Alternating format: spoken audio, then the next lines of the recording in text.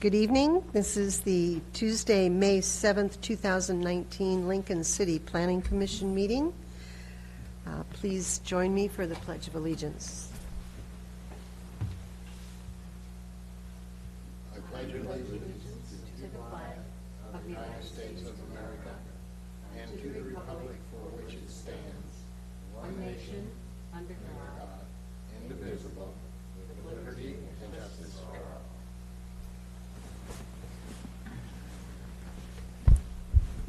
Kate, may we have a roll call, please? Certainly. Gary Cunningham. Here. Marie McFarland. Here. Josh Brainerd. Here. Steve Griffiths. Here. Miles Schlesinger. Here. Sean Keir is absent, and Patty Crowan. Here. Okay, any agenda changes or revisions? None. Okay. We have the minutes from our regular meeting of April 2nd, 2019. Seems like it was a long time ago. Do I have a motion to approve the minutes? I move to approve the minutes of Second. the April meeting. Okay, we have a motion and a second. All in favor? Aye. Any opposed? Okay, I do have one tiny little adjustment to it. Sorry. On packet page number 4, 1, 2, 3, the fourth paragraph, which is the little skinny one, the second sentence, I think it's missing a word. It says, Mr. Apicello said signage must not be content-based, which would be an interesting sign.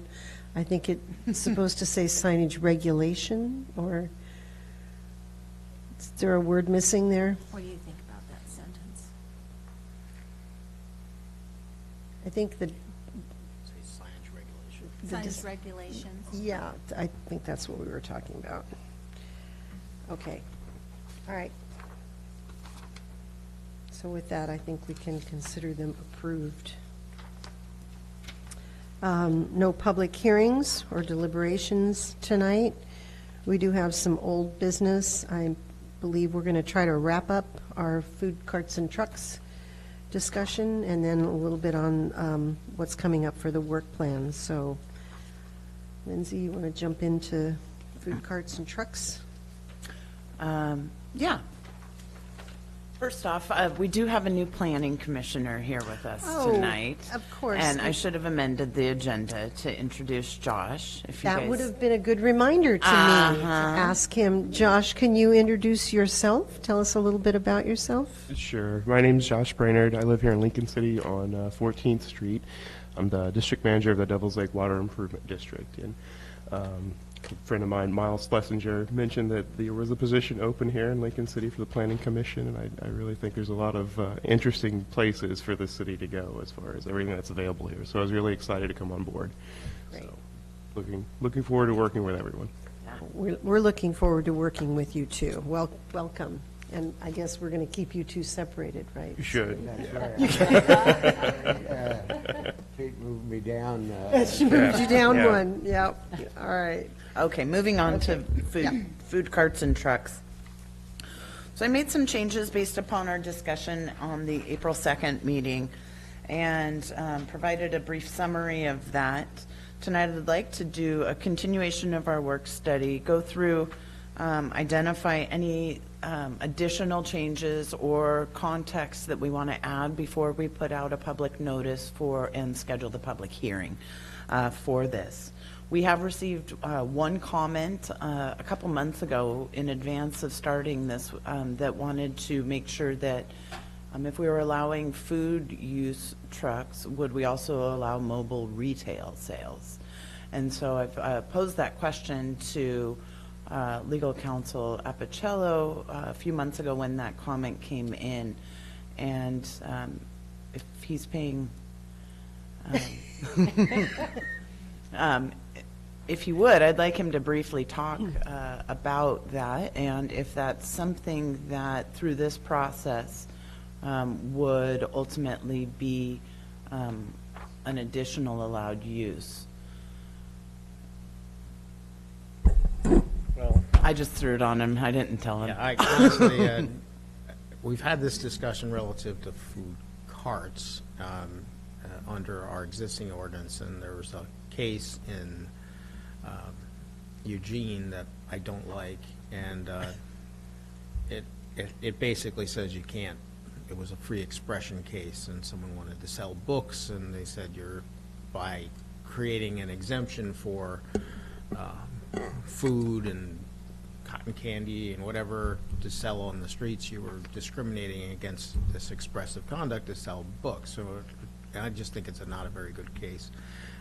When I was in Ashland, we distinguished it when we adopted the sidewalk dining ordinance. So What was that? I couldn't hear you. we there's a footnote in the case that talks about, a way you might be able to distinguish and allow just food. And so when I was in Ashland, when we did the sidewalk dining ordinance, we did that. So I don't think that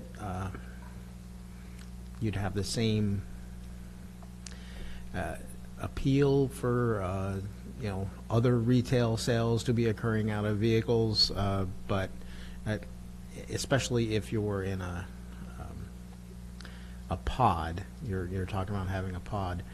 But I think if you're desirous of staying away from that, then we'll want to try to follow that same route we did in Ashland when we distinguished sidewalk dining from other use of the sidewalk. So I have a question about that. So let's say I'm Moe's, which has an establishment here in town, and I have a food truck.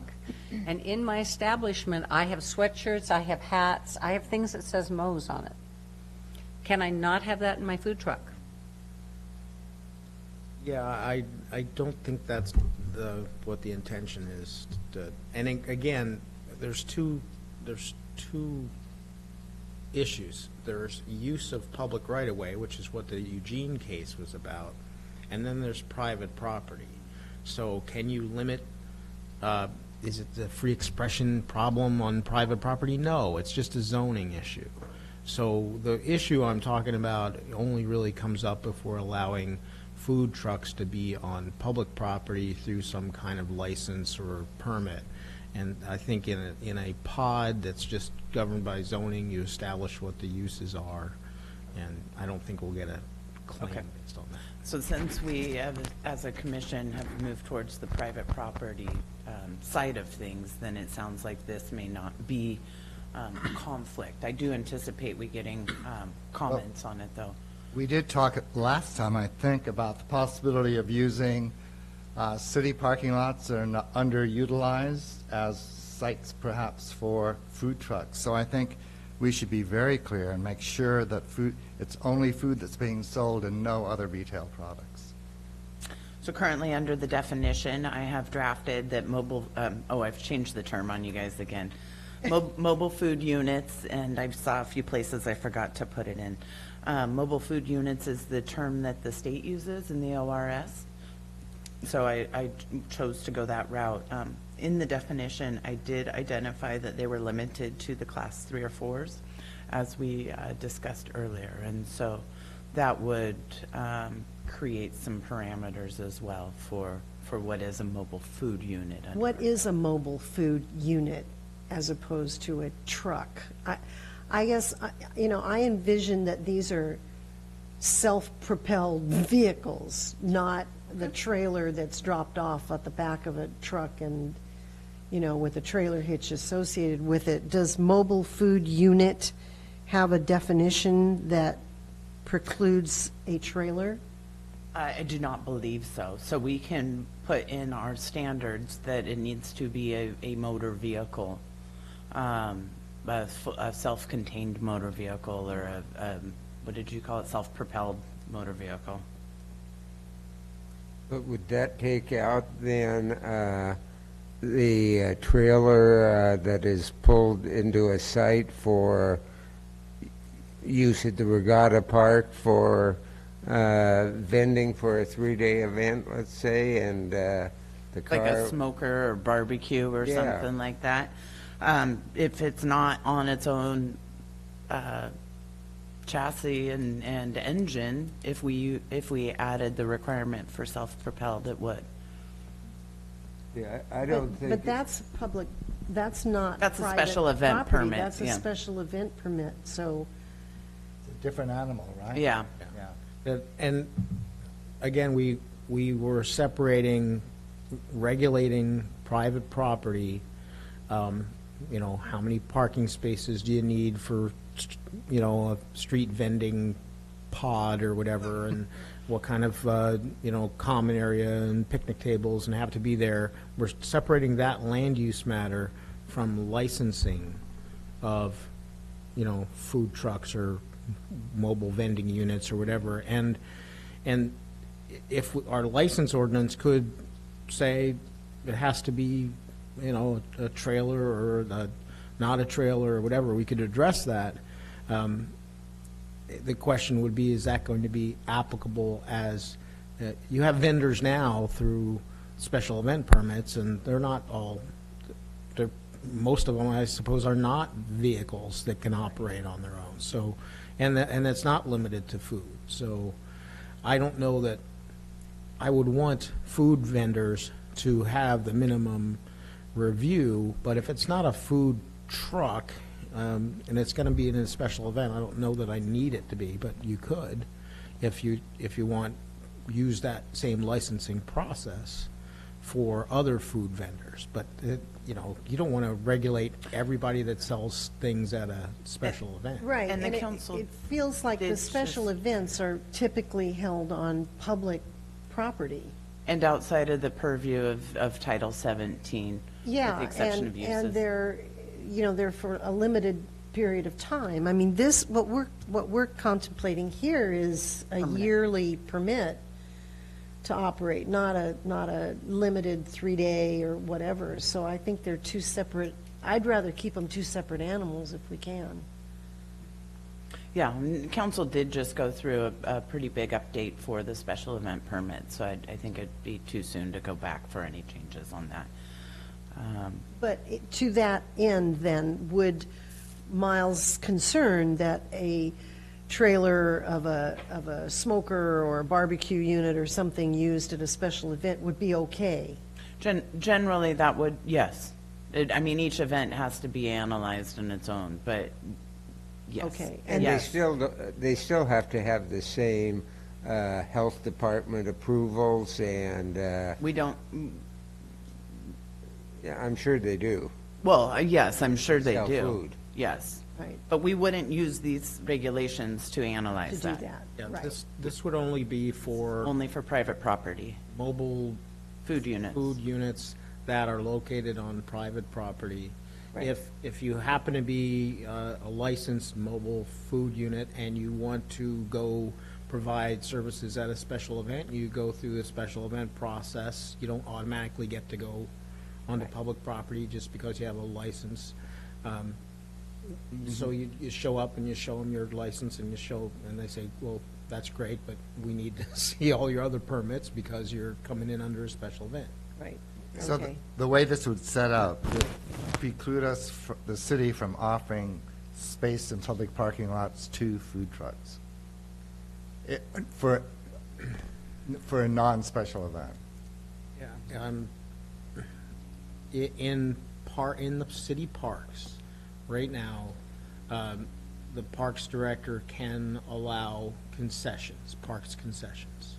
And that could be someone who's got all the food handler permits, and there's no prohibition on a food truck once the ordinance is effective that we just passed, that eliminated the prohibition on operating outside of an enclosed building. So we've done that and said, these are the exceptions. One of them is a food truck. So in locations that get authorized. But I could tell you right now that you can have a vendor in a city park if you want to be in a city park. But I don't think there's any zoning district right now that says food trucks. Correct, there are, Yeah, so that's, if you start specifying where food trucks are allowed in the zoning code, you're going to need to consider whether or not you want to amend the public park zone to say food trucks expressly, because someone will argue that, well, you didn't list it and it's listed elsewhere, therefore it's precluded. Okay. While we're, So- oh, go ahead. Do you want me to continue on just moving Well, through some of the changes? Are you still or- in the definitions? Yeah. Okay. And maybe I'm recalling this incorrectly because I noticed it's also in the, in the minutes. I thought that we were limiting to Class 4 only, and it says Class 3. And here's my concern with Class 3, you can file this under what could go wrong. If you read the ordinance, the 333, 162.20, it says that Class 3 could sell anything included in Class 1 or anything included in Class 2, and may cook, prepare, and assemble. So in my sneaky little mind, that seems to open the door to someone saying, I'm a Class 3, but never doing Class 3, only doing 1 and 2, which is what we were trying to get away from, particularly the whole packaging issues. So, Well, we do also have the draft standard in here for mobile food units must utilize biodegradable packaging. No plastic products are allowed to be served or provided to the general public. Non-compliance with this regulation will trigger immediate closure of the unit and revocation. so if I want to do just what Class 1 can do, but I come in with a truck that has a little hot plate in it and say, no, I can cook, then that's going to be okay? As packaged food, it's going to have the plastic wrap on it, and that's going to make it not okay. Well, you package it somehow. It's I mean, it's not okay, because she just read The that. way, that they couldn't the do way it. I've drafted the general requirements at this point would not allow any plastic unless it's biodegradable. Okay, so they could package it in biodegradable material.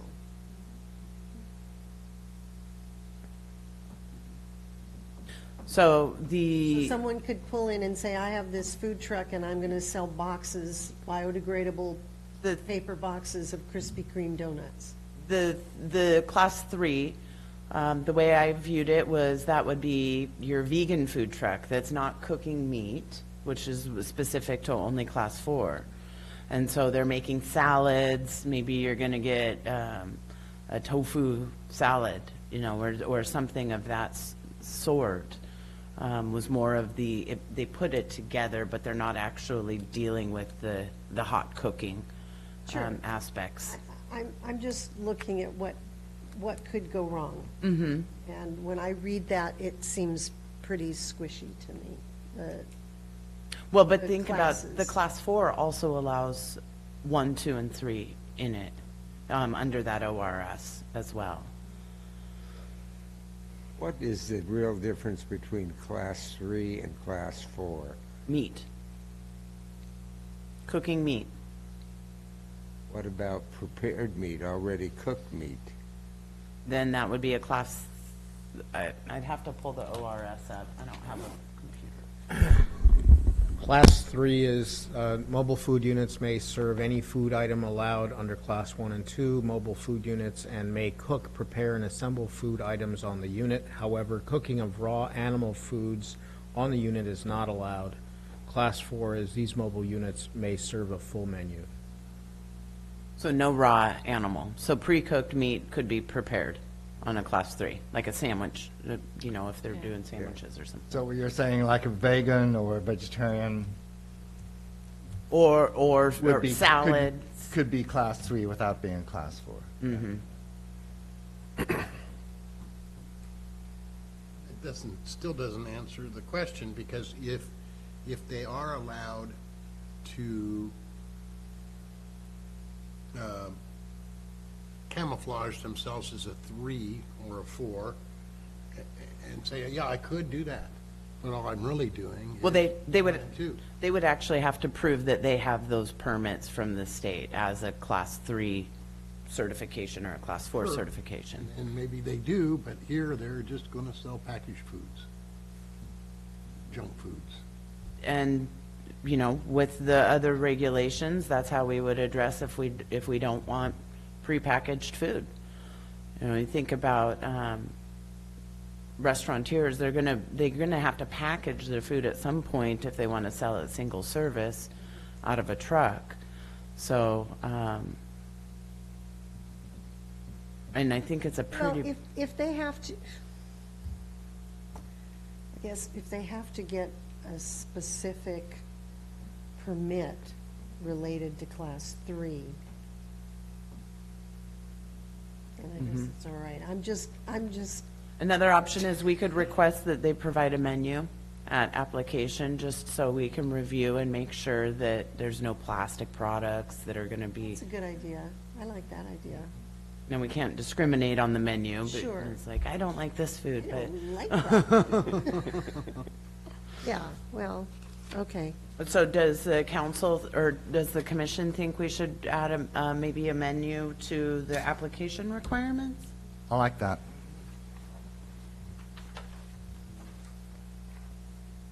What do you think, Gary? I don't know that we're not curing the issue. I mean, you know, if it's the issue, we're not curing the issue, so I don't know that adding the menu makes any, you know, any checkoff that's, Well, under the way that the ORS is written, the concern of prepackaged food like Dorito chips or something that is a quick grab that's not made by the actual baker or food prep person, there's no way to exclude those from 3 or 4s. right, they're under 1 and 2, Right. so they become part of 3. They get allowed, yeah. Except for the packaging aspect of it. We can do that as a standard So they wouldn't be able to sell them because of the packaging, what we say about that. from a different standard, correct? How are the little packages of chips, for example? Are they biodegradable or plastic? Some companies do have biodegradable bags. Most of them melon are coated, Yeah, I mean, yeah, exactly. 'cause they got grease in them, so they have to keep the grease from going through the skin, and that makes them pretty much non-biodegradable. Yeah. Well, that worries me, quite honestly, because I wanted biodegradable stuff That's a for part the of the regulation, though. We have that part in the regulation. Any food packaged must be packaged in that. Thereby, it'll keep that stuff from being sold, Right, because it's not packaged in Yeah. biodegradable. right, Then they can't sell it. right. Right. They could buy a big Right. bag that's in a Right. paper and bag and repackage it. and And you, hand it to you here, in a put it in my paper. hands. Yeah, Or a newspaper, here, just pour it inside the or, newspaper. a little paper plate or something like The that. British eat fish and chips and newspaper. Why can't we? Okay, Like it. moving forward. Brilliant, go ahead, move forward, please. The definition I established for mobile food pod is more than one singular mobile food singular mobile food unit located on a lot developed that provides a variety of dining options. So anything more than one would be established as a pod and would need to go through a major normal site plan review process. And that would make sure that they're parking on hard surface, that there's landscaping, that the site is developed, so we're not establishing uses on undeveloped sites. May I ask a question? Does that prohibit then temporary use of a lot, like there's plenty of land on 101 that I think could be used as a food pod temporarily, but if they blacktop it and landscape it completely, then it is a cost that they readily can't expense it or they got to tear up to build a building there, and that worries me. For You mean, redevelopment. yes, so we don't want, there's standards throughout that you can't park on undeveloped surfaces. So there's, the site plan for any new use is required. And so this would be on a vacant lot with no use and no prior site plan approval. This would be required. If there's a lot that is a parking lot that was built in the 60s or 80s and it went through site plan review, then it would, and it's just one truck, then it would be just a single mobile food unit. If it's two trucks, they'd need to go review the site plan to make sure that it's up to some standards. Is the standard on having surface, could it be gravelled? I can look into that and get back to you. Okay, But typically, under site plan, I believe it's Oregon, or it's Port. I know the ADA coordinator was pretty clear that, you know, an unimproved lot really wasn't going to work Yeah. for access. And so they contemplate some kind of structure, some kind of treatment. I think you're not going to get away with gravel or Yeah, I grass. mean, it doesn't help with the environment, if we're worried about plastic but not oil dripping onto the soil, I don't know that it meets the environmental protections that we're trying to do, but I will look into that. Okay. So any questions or other comments on the definition of mobile food pod? I see it definitely needs some language work, but do we agree that it's more than one? Should it be more than two? If a site, an existing developed site, could handle two food trucks on a semi-permanent basis, would we want We have a permit that? distance requirement anywhere in our regulations. They can't be next to each other unless they're on a pod. No, because if you're neighbors with Miles and I get a food truck and want to site on your lot and there's area for it, then I would pay the $150 fee and get your signature approval that you rent it to me for some exorbitant price. And then Anne Marie can get her food truck and go to Miles and pay him even more rent than I pay you. And and just because your property neighbors, I mean, you could actually have trucks nearby. Is there a minimum lot size for multiple food trucks on a lot? So in a pod, does there need to be a minimum size of the lot for? We did not establish a minimum lot size. I did state that mobile food pods must provide a shared dining area for customers and a restroom facility with hand washing of hot and cold water. Right. Now, that can be a shared restroom agreement with a neighboring business or something, but they do need to have enough area for a shared dining, like a picnic table. Okay, but we don't have any Dimensions. parameters established for how large or how small the lot could be. We could establish setbacks if we want them to be, at least 10 or 15 feet from the public right-of-way, or, Would there be an assumption that they would use the setbacks that we typically have on a lot for construction or not? well, we'd need to put it in the general, the We need to add that. performance standards. Well, I mean, I'm just thinking about how I see them in Portland, and they're just sort of glued together, side by side by side by That's like a side. rail car, yeah. Yeah, they're and horrible looking. I'm wondering if that's what we're Going to have. going to have happen if we don't set up some sort of, We can set up a Setbacks. spacing requirement of, 5 or 10 feet, or, something like that, so that the fire Yeah, and is there a any safety emergency issue? safety issues need to be addressed. I think we need to have some sort of, Do you want to start with 10 feet separation for pods? Or That do we makes want to sense. go with 15, or?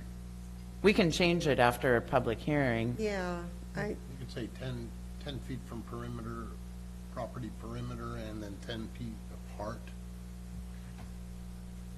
Does 10 sound like a good starting point for Start everyone?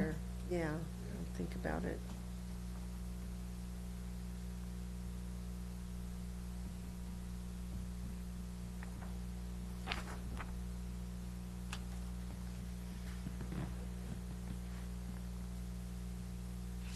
Okay.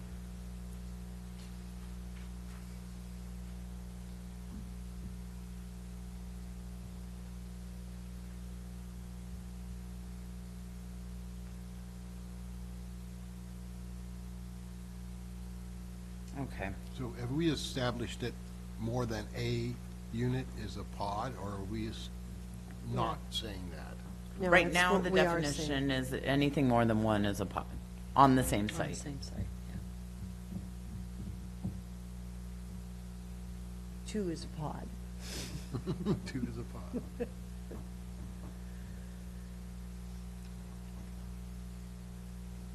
Because we could always, if a pod is established with 2, and there is space, a third or fourth could come in and then only need to pay that initial 150 Well, I because the guess that's site's what I'm getting developed. at, is if you charge 600 for the pod, but only 150 for the unit, Well, units would be 300, but that's not going to be okay because there are 2 units make them a pod. this is just the site plan review, so we don't have the license, the permit cost for the unit itself. But you have to have the site plan review, you put the Yes. second unit on there, making it a pod. Then you'd have to, before you could put that second unit on there, you'd have to go through site plan review. I don't care. It jumps the cost pretty quickly. It's like bang, bang. I mean, if somebody's thinking of renting the property to do this, they go from $150, which the guy, the vendor is paying, to $600 when the second guy comes onto the property. Well, the $600 is the site plan review process. I could just put that the site plan review, obviously, site plan review does need to occur. We could, I need to figure out, I guess, the cost of the actual permit to operate the truck. Is that the $150 there, or am I missing that? Well, so on existing sites that are already with an approved site plan, and someone has the space that isn't used for parking or landscaping or any of the other requirements, they can co-locate a mobile food unit on there for $150. That would cover the cost of review. Because they've already been through the site plan Because review that process. land has already gone through a site plan approval process. So it's basically $150 to operate the initial unit, To get your permit. Yeah, yeah. $600 to get the second one on the same property, at least. Well, what you've pointed out is I should charge $750, because I should be charging $150 for, Well done, Gary. Okay. I should be charging $150 for the permit to operate. Okay, so maybe it's only $450 added on. Site plan 600, that's already established. Okay. It might go up. I think you've got to be able to tell the person, if he's coming in for a site plan, he knows how many spaces he could potentially rent. And Hopefully he knows that himself, yeah. so you establish the size of the property and then charge him the fee, and then the first unit can pay 600 or whatever you want Okay. to go, or he gets 2 units, each one pays $300 a year. Okay, so I propose amending the language to say development of a mobile food pod site is $600. And then it would be, if you have an approved site, then you pay $150 for your permit to site on there. Because you can't just have someone with an approved site have food trucks show up. They actually have to go through the permitting process. That's right. Regardless of whether the site was approved for that, then we still need to make sure they're addressing all these other standards. And if you have a site that has gone through the site plan approval process for whatever business you're operating there, and you have a lot of room, so you want to bring in a mobile pod, Mobile food pod, yeah. you want to bring in, say you want to bring in 3 food trucks and put it on your already pre-approved site plan, do they go through the site plan review process again? No. Well, if there's clearly, let's see here, when we're processing those, we would probably identify the locations that the trucks can be. And so then maybe it's just the need for a permit, that you actually get a business license, permit. That's a I good mean, let's question. say- Let me yeah, think I about mean, that one. You know, Lighthouse Square has a giant parking lot that's underutilized because The half the vacancy. businesses are empty. So how many pods could they potentially put on that property? But if they didn't do it in the site plan review, then Well, that's what I'm they asking. Does it wouldn't- trigger? Well, I'm just saying, they wouldn't know that that was a potential future use, and thereby they wouldn't be looking at it as that. So, you know, it's up to the developer or the person doing that to have the knowledge ahead of time that I might use it for food carts somewhere down the road. Let's put that on as a Yeah, site but I'm plan talking about something that's already gone through the site plan review process. I But mean, it's an here- established business. It's been there for a long time. Sure, but they never were site plan reviewed for being a food cart unit. Right, but So that's according where to the this, 150 would be charged? right. Well, they don't for have one- a but picnic but they'd table, only be allowed to have one, bathroom. regardless of how much space they had.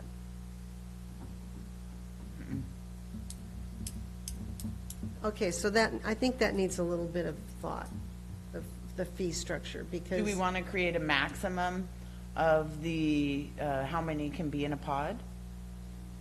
And shall be no more than 4?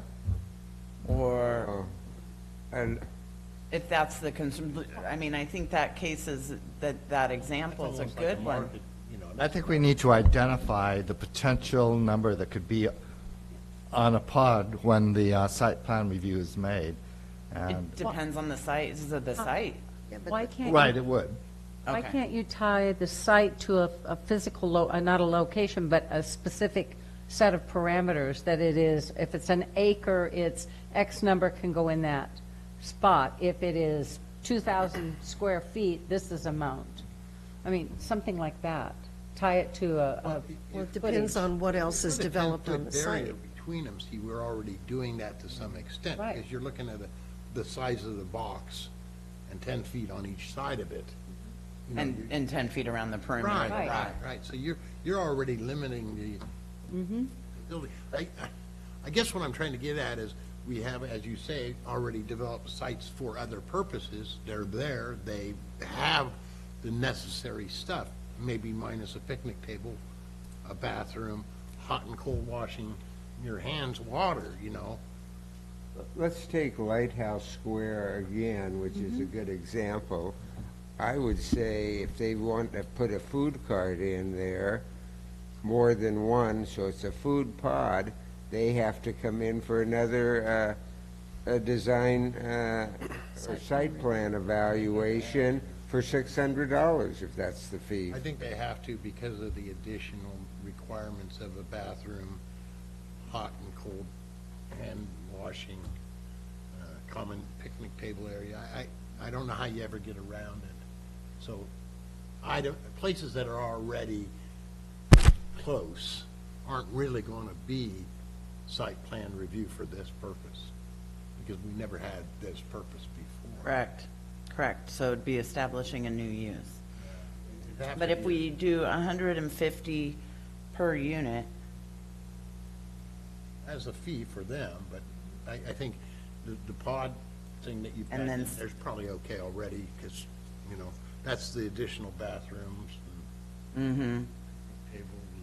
But like at Lighthouse Review, it'd be easy to go into a store that's already there, like Bybart had restrooms close to the front, and Yeah, make but a I little mean- entrance hall for it and have restrooms They there. have to make an agreement there, though, either way, and so that's another reason to have a Site plan. review to make sure that agreement is in hand, because otherwise, oh, yeah, we have bathrooms available. Really? That restaurant doesn't want you in there, you know? Certainly, they don't want competition using the Okay. bathroom for free. So any. So then mobile- site Site plan, plan review has to be paid for, and that should be $600 if so. That's right. And then the trailer gets licensed, or the food cart gets licensed for $150 when it decides to sign an agreement. So we've danced around and come back to where you were to So- begin with, Well done. that a pod, meaning more than one, is going to need a site plan review. And I think that the difference is just that even if it's an existing, Facility, kind of. yeah, that's already been through a site review process, the addition of the pod initiates another one. It's a specific use. This is a use that never was planned for before because it didn't Yeah. exist before. what I'm drafting here is number 11 on page 8 of the packet, that says site plan review is required. I'll establish in the fee schedule, I'll look at the fees and try to figure out what the right fee for each unit should be to go through the process. And then, if it is vacant land, they would just have to go through the site plan review, which is a $600 fee. If it is previously developed, maybe we reduce the cost. And that approval goes with the landowner, not the food truck Right. applicant. And so Yeah. the landowner Okay would with need to that. apply for that and Somebody pay that. Yeah, somebody that's trying to get a new permit for other purposes, like a building and stuff, you can throw in the possibility that they might want a site plan review for this purpose also. Might want usually doesn't get people to apply. Yeah. In the future, Maybe your daycare facility wants a food truck. Okay. Are we back to general requirements yet? Yeah. Okay. All right. So just to be clear, we're precluding city and parklands from this. Correct. Okay. Okay. In regards to number 3, with the plastic packaging, Yeah. do we want to add polystyrene products? That's styrofoam, banning them as well. Are they biodegradable? They're not. Then they wouldn't be allowed anyways. right. All right. So can we double check to make sure that they're not biodegradable, that they would be I mean, banned? most docks I played on as a kid, I'm pretty, yeah. I mean, it stays. Yeah. Yeah, yeah. The state of Maine just Yeah, they banned singled that all out. styrofoam. Yep, I could put no plastic or styrofoam. right, let's do that. Yeah. Okay. Okay. Were there other changes to the general requirement list? Let's see here. Mobile private property, oh, I see, I already have that they have to comply with site plan approval. It was just the pods and the shared dining area for customers and restroom facilities. So we had talked earlier in the meeting about self-propelled motor vehicles. Do we want to, we want to keep that as for the draft for the public hearing? I can add an 8 that says that, mobile food units shall be fully contained self-propelled motor vehicles. I want to be real clear that we're not talking about food carts. We are not talking about food carts. So the only way I can think to do that is to make them Okay. And that's, a truck. at my last place of employment, that's what we did, and you had to bring in your proof of registration and your, fact that it's a Right. licensed vehicle. Does anybody have issues with that? No? I have a, number 7 with the restroom facility, do we want to have a standard that that facility must be several feet from the food truck or several feet from the adjoining property, make sure that neighbors don't complain about it. Might be inside the adjoining property. It could be, but some of them could be, just a mobile facility as well, yeah. Well, it does require, the state law requires hot water, so I don't know that you can provide those in the, like, you see at weddings sometimes, at the hand Yeah. washing stations. I How believe that's about just cold water. ADA approval of the restrooms? Any permanent restroom will already, unless it was built prior to ADA standards. So having that requirement is really going to increase the cost of having a pod. Correct. More Pods are- likely we'll Pods are just- not likely temporary. Yeah, we're not You know, likely we're to have ju- too many of them, I think, yeah. So- Well, but, yeah, they're also not more, maybe an interim use is like a 5 or 10-year plan for a vacant land before you, waiting for the market to adjust, but I don't think of them as, we're gonna temporarily have a pod here just for this summer. It would be a permanent use until something else is established. Is that, Mr. Apicello, is that what you meant by using the term interim?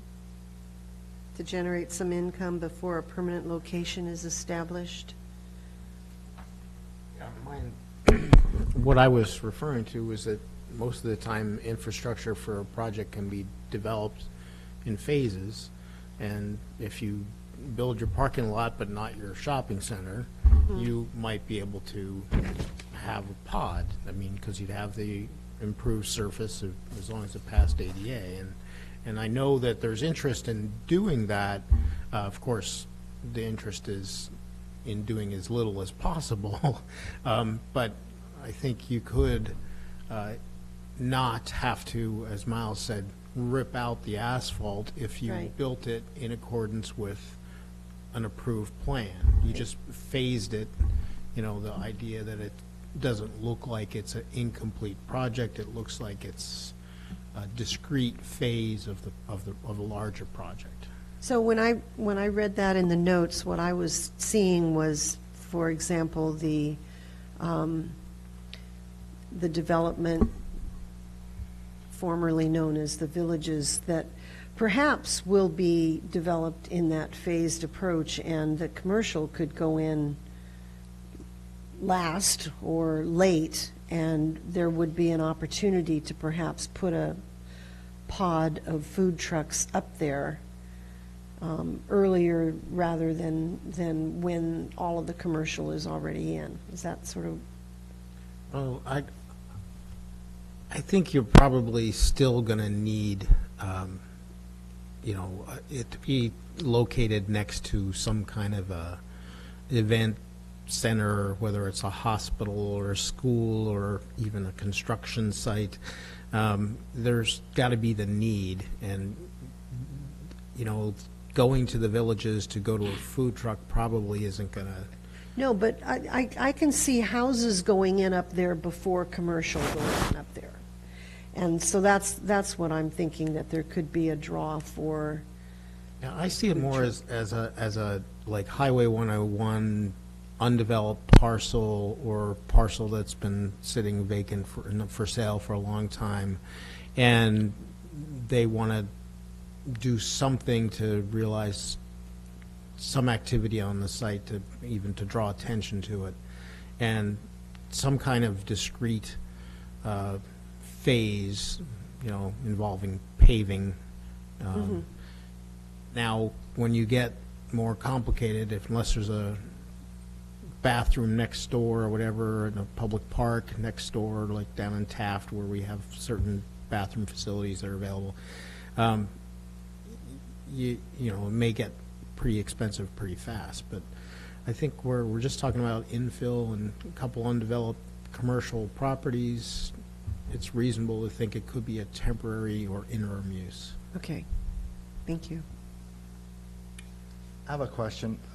If the example of a professional campus like a hospital or college or university, could they allow one food truck on one side of the building in an empty parking lot and another food truck on the other side of the building without having, that's permissible under this, right? it wouldn't be, there'd be two food If it's trucks on the same located on the lot. same Party they have to campus, be before they're but they're going to Depend if be it was a separated. separate by- parcel or lot. Huh? It would depend if it was a separate parcel or lot. If it was one lot, then they would just have one. But Or become a pod. yeah. So there's their no campus requirement for the comprised- pod to be in any defined proximity to each other. Not currently. Okay. Okay. Menu, did we get a final, include requesting the menu at application? Yes or no? Well, you wouldn't see it, but. But should it be required? Did you do that previously? I in a have former not, life? I have not utilized that before, but I know it's something that the health department requires and other Yeah, agencies I will mean, require wouldn't it be along a the part way. of their permitting through the health department? Generally, yeah. So when they submit their paperwork from the state for their health, Well, they're not going to submit everything. They would just submit, here's my license. But in addition, though, To we, you, but they have to submit a menu for But a health license. the health license won't regulate the plastic issue. the plastic or the bags, for instance, chip bags, we're Yeah, talking about anything, those? anything non-biodegradable, Yeah. yeah.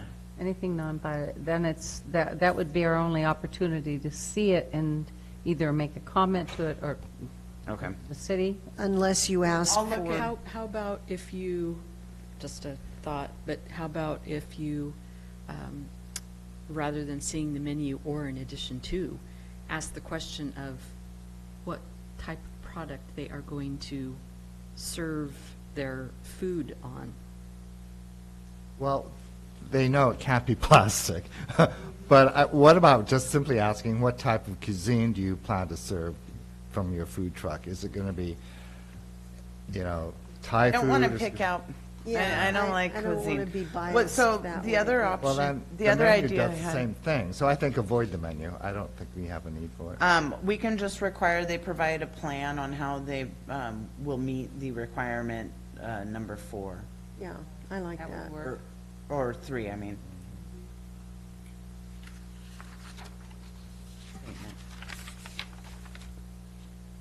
Is the permit that they file, all the information they file with the state, is that part of public record?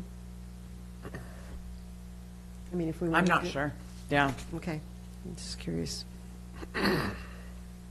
Okay, moving on.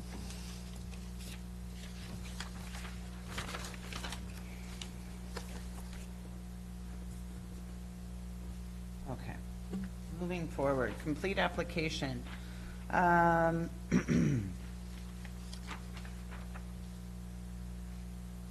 That's where you're going to add the requirement that they explain how they're going to serve their food? Is that part of the I will application put, requirement? I will put that under, well, A written statement addressing? yeah, written statement addressing the criteria for approval. So what I would want to do is add to the criteria of approval statement, providing detail.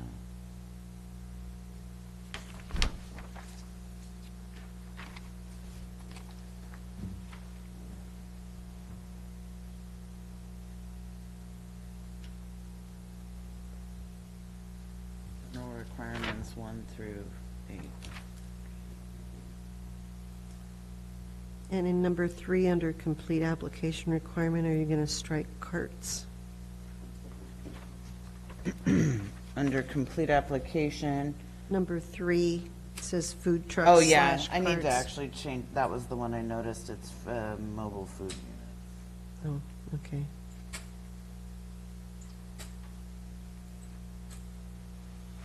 Okay,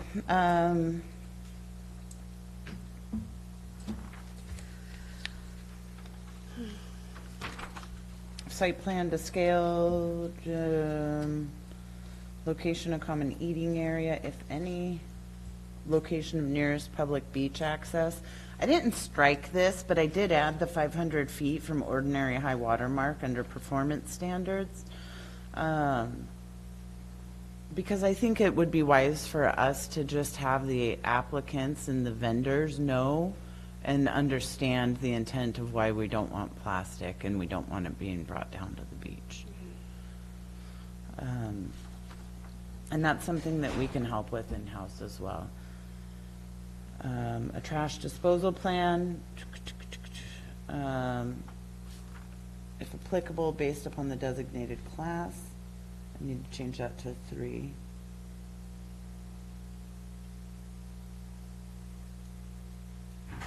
Let's see here, assigned. Don't they have to have that regardless of whether it's class 3 or 4? Don't they have to have a disposal plan for grease, sewer, and wastewater? I would hope that that's something the health department requires, but I want to see one ourselves. Good, okay. Let's see here, and signed agreement or plan for restroom and hand washing needs, if required.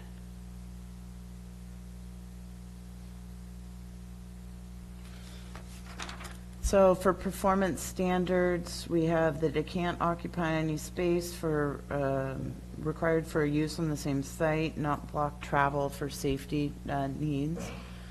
The mobile food unit pod locations must undergo site plan review and comply with all development standards. Location, a minimum of 500 feet away from the ordinary high water mark as represented in the city's GIS system. The parking and vehicle circulation section, does that include sight lines, safety sight lines? In other words, it can't be right on a corner where you can't, where they block. What's the term we call clear vision? The clear vision area. Yeah.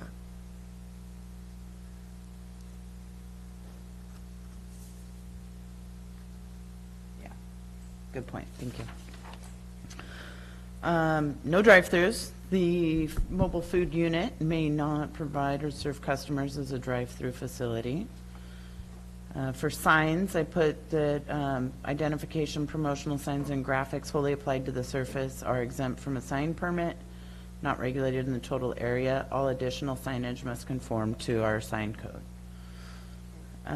State, county, city requirements. All applicants must meet state, county, and other applicable city standards relating to, but not limited to, food prep, licensing, health, and safety.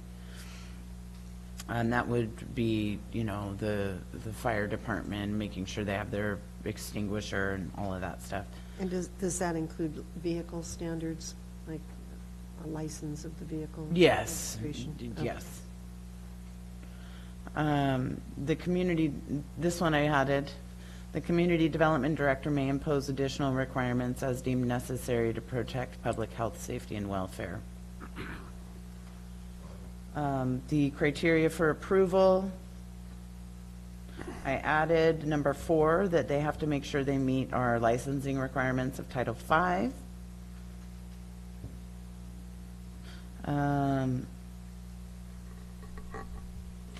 And then I just penciled in statement providing detail on how the, I'll work on that. I need to work on this language, but I will get how they're going to meet our standards somewhere in here.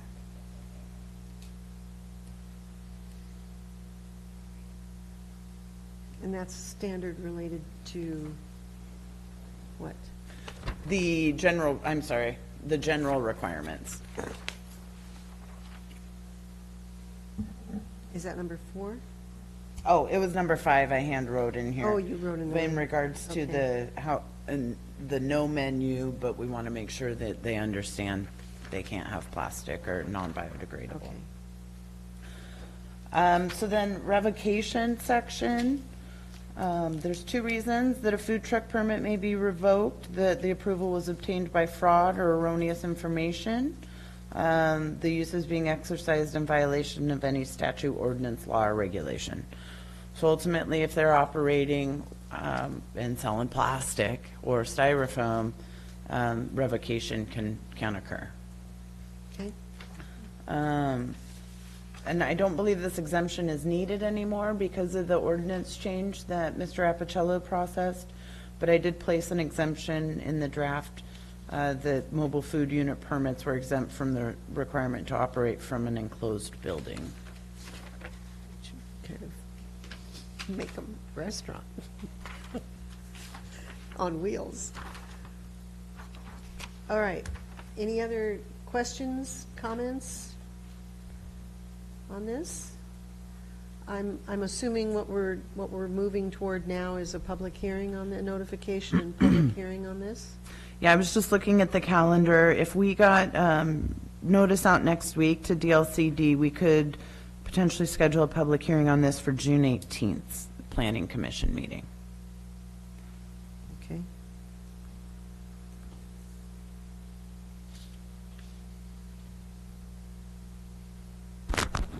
Okay, last chance. Any more comments, questions, concerns? Brilliant ideas, Josh? I just like what I hear so far. Okay, all right. Okay, Okay, so I will Good. work with staff to get that notice out, get these edits changed, and answer some of these questions you guys posed to me that I didn't have answers to. perfect. Let's see here, moving on to the work plan. Yep. So, we're gonna have a busy summer, and you guys are going on vacations. Well, Which is okay. I plan on taking one myself. But I just wanted to talk about schedule and maybe discuss some ideas for some public outreach ideas I've had in regards to signage. And then also inform you that there's a few things going on. The Design Standards Project is back up and moving. Between having Anne Marie being fully staffed is a wonderful thing. And so we are getting comments for that. We anticipate to have the first version out for public, the first draft version for public online commenting by hopefully the week of May 20th sometime. We go live on that. And that'll be open for a minimum of 3 weeks. This is just for the design standards that were reviewed under the PAC, with the PAC and some of the other work that has been done in that. This won't include the sign regulations. We're going to do that in conjunction, but it's not going to be in the same ordinance. So with that, we've got the design standards, public outreach occurring. I also want to talk with the commission if we want to do some kind of engagement either here or outside in the public, where we could do some walking tours of the pearls to talk about the new design standards and kind of visualize those, or if you think we'd be better served doing public outreach in here in kind of an open house format where we can kind of talk about the regulations. The interesting part of the draft is that it is code, and so while we're working to simplify the design review process, the code is not simple to explain sometimes, and we have visual graphics that are being inserted into the code to help with that visual expectation of what kind of engagement we want along 101. So open to suggestions and or ideas on this.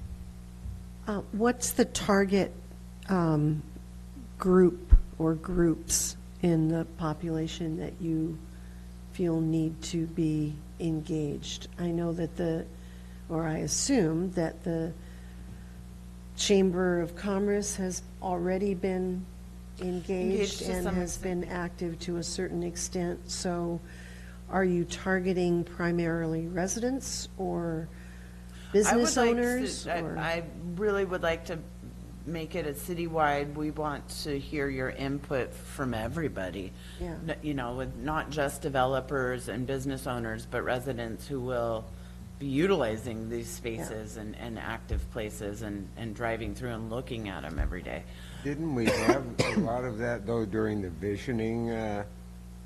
Well, we did, there was Design Day that was through this project early on when we were garnering public input. So this would be this is what we heard, this is the code we drafted, did we get it right?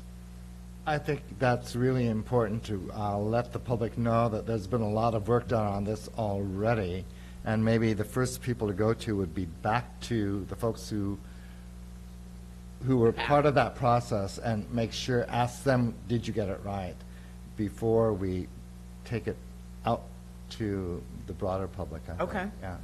I like that idea. Just, so schedule a meeting, a PAC meeting. Yeah. We wouldn't, because of the contract with the consultants, we would get the PAC comments as well as the public comments in before we make the final revision to the code, so. That makes sense. Yeah. Could you fold into the PAC, what's the PAC, what's that stand for? Some project advisory committee. Yeah, Sean is on it, and I'm on it from a different. Can you fold the people who were involved in the visioning, that team, into that meeting? There was a team that was put together. You mean the Imagine Lincoln City project? Right, the visioning process.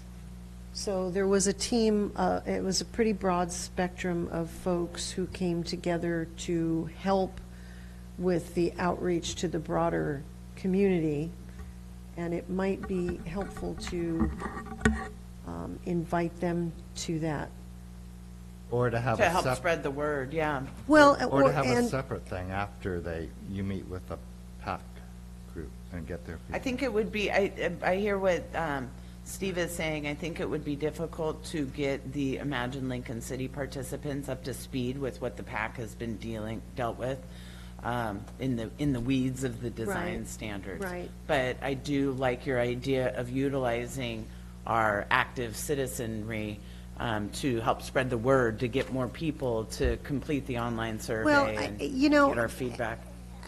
here's what I want to avoid. I want to avoid a meeting where people are pulled together ostensibly to provide their input, and basically they're talked at Right. and told what has been done, and the meeting is not necessarily conducive to them really getting involved and providing substantive input. So, I know that's sort of a broad statement, but if, to the extent that we can emphasize the involvement of public involvement and not just, hi, here's what we did, we want you to approve it. Nod your head. Yeah, because people's time is valuable, and if they Yeah. don't think that their input is being constructively considered, they're not gonna participate, Yeah. so. Well, I will review the comments we received from all of the public comment on this and brainstorm some ideas. Okay, Yeah. how are you going to tell people that this online commenting is available to them? Well, we have a project website. What I would like to do is send out an email and then include it in Ron's report that he sends out I think he does a weekly report. And then we'd get it on the front page of the city website, hopefully. Can you get it in the news guard? Probably, yes. Press release Yes. or two, I mean, I sort of broad brush that so that people are aware of it. Yes. I can call Jeremy and see if he'll do a story. Now I'm gonna get. Okay, so let's see here. Press release and news guard emphasize the public involvement. You don't want us to be just general talking heads, and I totally understand that. So that is the design standards. I anticipate that we'll do a work study after our public comment period sometime in June or July, and then make Planning Commission work draft regulations for public comment for the actual formal public hearing. Okay. I'm looking at that public hearing sometime in September. So the work study session, you said July, June or July? June or July, yeah. Okay, But that would be at a regular planning commission meeting, right? Yeah. Okay. Correct. yeah. When do you anticipate our community plan, long-term plan, get? The comprehensive plan? So, we just got the, the budget is not approved, but I presented my budget to the city council and budget committee last night, and the comprehensive plan consultant services got to remain. So, once that is in effect, we can start going out for a call. I've got public, kind of starting on some of that this summer, but we've got a lot more work that we have to do in advance of that. So we should be jumping into that maybe sometime in the fall then? It's likely that we will be doing more heavy digging in the fall. Okay. We got the FEMA floodplain maps have been updated, and we have an ordinance that currently Title 15 is where our floodplain management standards are. I'd like to move those to and establish a new Title 18 in the Lincoln City Municipal Code for environment regulations. So we would be, my proposal is to move the FEMA floodplain standards from 15 to 18, and we have to update those per the new maps, and ultimately adopt the new maps. And that has a deadline that council has to adopt by October. Therefore, I would like to get it through us by August, which would potentially be either our August 6th or our August 20th meeting.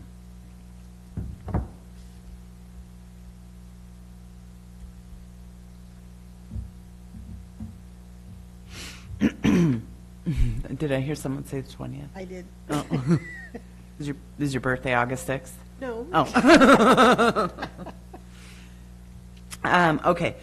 So then, let's see here. So FEMA is a priority. Villages. I am working diligently on getting the application for the villages. We will have a comp plan and zoning amendment ordinance for consideration, and then we will have the revision of the preliminary master plan submitted for your guys' consideration as well. It is the goal of the city to try to get that done as soon as possible. And so I will be locking myself in my office until said plan is done. I anticipate. Are they ready to announce who the No. developer is yet? No. I'm just Do gonna they have keep one waiting. though, or someone close? I don't remember the name of the agreements we're in, but we're in a non-disclosure agreement, Exclusive negotiating agreement. exclusive negotiating agreement. So, So that is. and that's for all of the properties that there was a call for in 17, I believe. So the village's application, hoping, will be submitted by the end of this month, by the end of May. So you guys will see it and hear it soon. And that will be a summer You'll see thing. it before it's, No, we're going to see, you're reviewing the application, yes. so early June? I'm not sure. I don't want to confirm a date yet. Because we'll have to send out notice of the meetings and public notice for that. Let's see here, what else? Places of worship, as you're aware, we have our public hearing at the next meeting for the accessory uses of places of worship. And then we also have the need to address permitting for docks. We have an agreement with Lincoln County that we would do the permitting for the docks on Devil's Lake, but we do not have a process in the code for dock permitting. And we're getting more and more inquiries now, so we need to get that established. You know, when I owned property on the lake, I paid for the dock, and I had to measure the dock. First year it was 25, then for 5 years. Then the second time I had to measure the docks and give the square footage, and then it was $60 that year. But the state of Oregon did that kind of work. Is this a local tax, and does it include the county? It's our local regulations on how to get a dock permit, and then they would still have to go through the state process. The county has had a process. We told them we'd take it over since half of the lake is adjacent to our city limits. So are you only doing half the lake then? The portion that's adjacent to the city limits, yeah. Okay. Yeah. And my goal is to try to do a notice and do the docs and design standards at the same time, so that we can cut back on some potential noticing costs. The other thing is our tsunami overlay zone. That has been put down to a low priority with the villages needing to be completed. However, I'm going to review the model draft ordinance that the state has put out and bring that with my kind of suggested edits and items I think the Planning Commission should discuss to one of our next meetings. And that would likely be the, either June 18th or June 4th.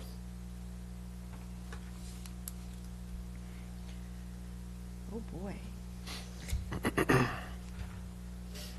Still happy to be here, Josh? I'm so used to it. So you don't even know. vacations. I should have got those before I told you the dates of things. but- Yeah. Do you want to know them? Lindsay? Oh, yes. About 6 weeks ago or 4 weeks ago, I volunteered to give you and Anne Marie a tour of the lake and get Noel to go around the entire lake and show it to you from the water. If you would like that still, I'm glad to arrange it, and I'd like a date when That one, right? you would be convenient, and then include all of the Planning Commission members. We'd have to notice a special meeting if we wanted to include all of the planning commissioners, but I think that goes on to a good topic that I want to bring up under number 8 on the agenda, training, once I finish the work plan. I'll bring that up at number 8 on the agenda under planning commission training. Okay. So for vacations, do you have any vacations that are tentatively scheduled that you think you might Why would I miss? tell you? If you're gonna, It happened when there's something big. to make sure that we just can address quorums. I don't plan ahead. No, you don't plan ahead. Make sure the docket reflects it. Okay. Are you going to be going anywhere this summer, Miles? No, I will stay here so that I can be available to the Planning Commission. Oh, wow. Pull the knife out now. Give him an extra vote. Kissing up a little. See Brown. Patty. Yes. So I know that you will be out for the next meeting. I will not be here for the next meeting. And Sean will be handling that public hearing. Yes. And there are 2 others I'm going to miss. Okay, which ones are those? I'm going to miss August 6th, and I'm going to miss October 1st. October 1st. Hey, I do plan ahead. I just love Okay. life. I even buy green bananas. Expectant, aren't we? Okay. Steve? My brief vacations are scheduled in between planning commission meetings. Oh, look at the dedication. So Marie? I'm going to be gone basically off of May 28th through June 27th. So June 4th and June 18th. Yes, I will not be here. I will be over in the British Isles that month. Okay. And will you be back for the July 2nd meeting? Beg your pardon? Will you be back for the July 2nd 2nd? meeting? Yes, I will Okay. be back July 2nd. Yes, sorry. Okay. You know, I don't want to say anything nowadays, but we're announcing to the world. Oh, well, we need, okay, and is there any scheduling conflicts with you? Well, my husband's Josh? not going. He's the one with the, and he's the one with the shotgun. He's the one with the dog. Leave the house.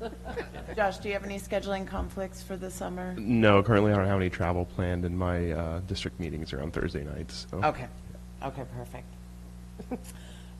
Okay, well, thank you for that, and we will make sure that we plan ahead for these absences. With that, any other questions on work plan that you guys have for me? No, I think Good, that's because I great. don't have any more capacity.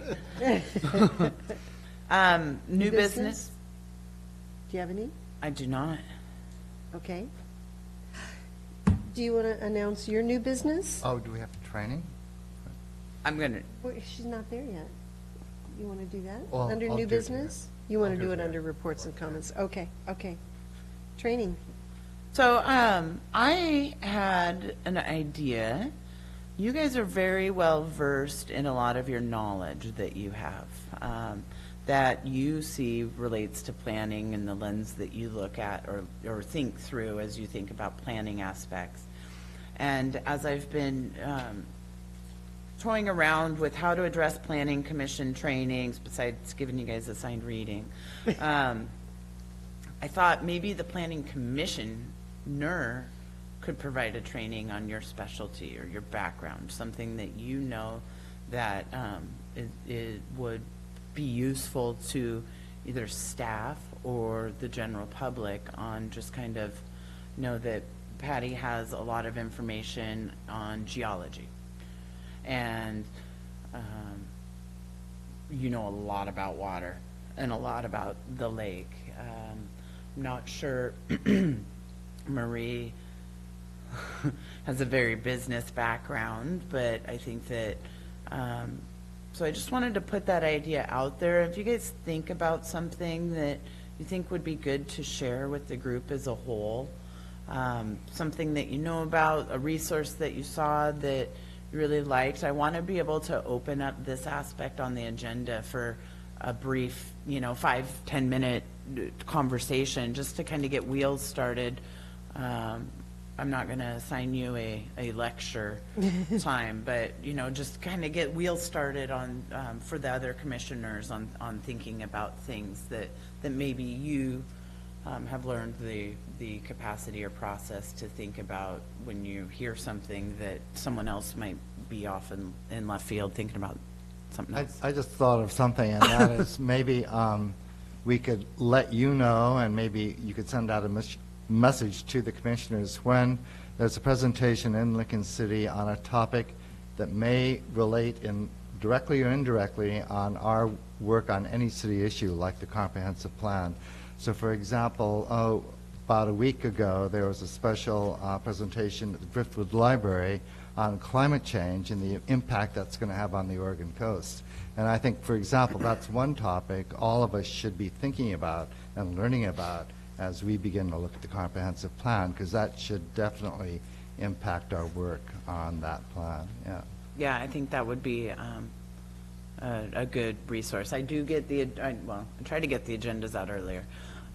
But typically a week in advance of the next meeting, I would need to know something. But if you have an event that you see that you think is useful of sharing, I can provide that to you. It doesn't have to, I don't have to wait till a meeting to share that with you.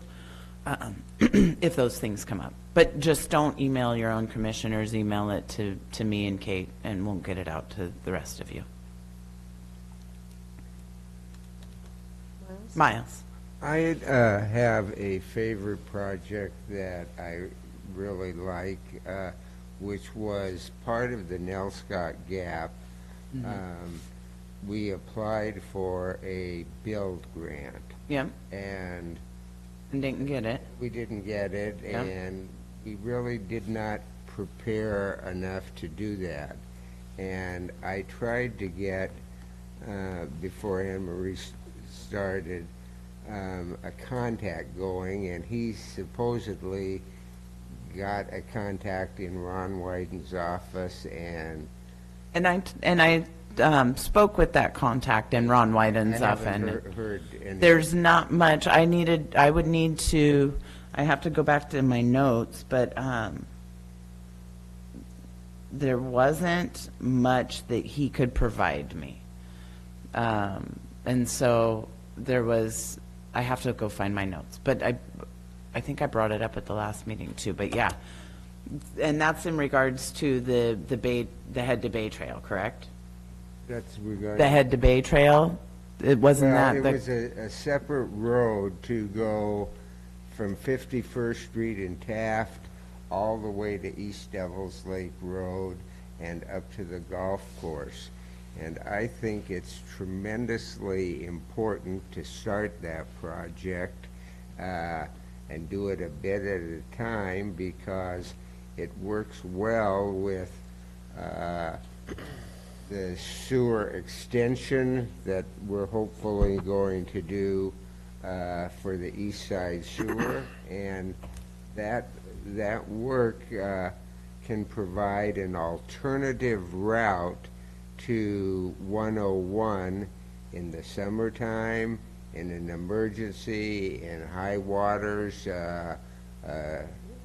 heaven forbid a tsunami, but the bridge could be washed out at the D Wayside, and that road is basically out of the tsunami zone. So I think that it is worth going in again for it, and I like the idea because it fills the school district's needs, and the community can grow up the hill. And at that point, we can develop some industrial land up 23rd Street. I'll look into that when I get some time, and then find out from Public Works what planning documents we have for that. I'm not sure that this year we have capacity to manage a federal grant, because and we'd have to apply for it as well. And so we'll see what the city has and look at options. I'll keep that on the radar for when I hear about grants that are available for future planning documents. It sounds like it would be a planning engineering type study And for that. I don't know if they've done any preliminary work on the road costs, but I think they have the pathway identified by, and landowners have been talked to, but nothing has been given to the city because we didn't get the grant.